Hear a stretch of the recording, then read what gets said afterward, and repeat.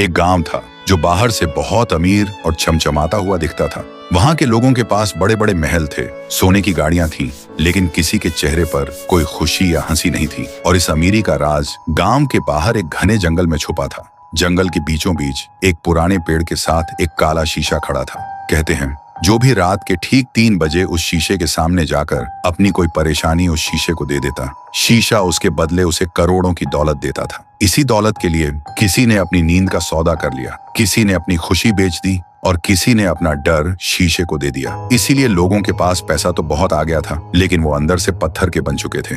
इसी गांव में थुंग थुंग रहता था, अपनी बीवी और 1 साल के बच्चे के साथ। थुंग थुंग के पास एक फूटी कौड़ी नहीं थी। कभी कभी तो कई दिनों तक भूखा ही सो जाता और गांव वाले अक्सर उसके पास आते और बिना किसी भाव के कहते, अरे थुंग थुंग, तू क्यों इतनी तकलीफ सह रहा है? जाकर अपनी कोई भावना उस शीशे को दे दे और हमारी तरह अमीर बन जा। लेकिन थुंग थुंग हमेशा कहता, मेरी इंसानियत और मेरे जज्बात किसी दौलत से ज्यादा कीमती है।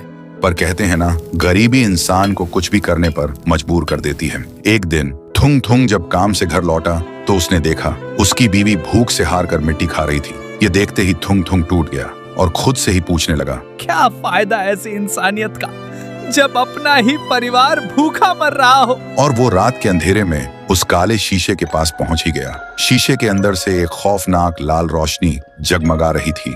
तभी एक डरावनी आवाज गूंजी, आओ, मुझे अपनी कोई सबसे प्यारी भावना दो और बदले में दुनिया की सारी दौलत ले जाओ। थुंग थुंग ने रोते हुए कहा, मेरे पास कुछ नहीं है, बस ये मेरी गरीबी का दर्द और मेरे आंसू है।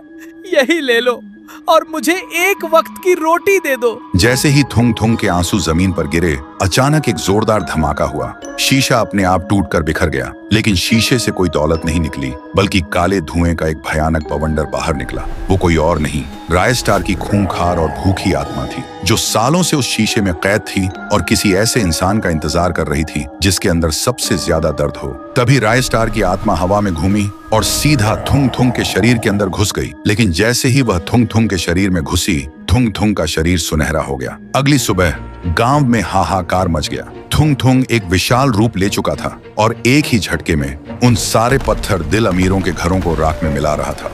तभी वहां एक बाबा आया। बाबा ने अपनी जादुई ढाल आगे करते हुए चिल्लाकर कहा, रुक जाओ रायस्टार, इस बेकसूर थुंग थुंग के शरीर को छोड़ दो। और तुम चाहते क्या हो? सुनते ही थुंग थुंग का शरीर धीरे धीरे छोटा होने लगा और एक खौफनाक हंसी गूंजी। फिर एक बहुत ही भारी डरावनी आवाज में बोला, मैं इसे तब तक नहीं छोड़ूंगा जब तक इस वीडियो को देख रहे लोग चुपचाप सब्सक्राइब और लाइक वाला बटन नहीं दबा देते।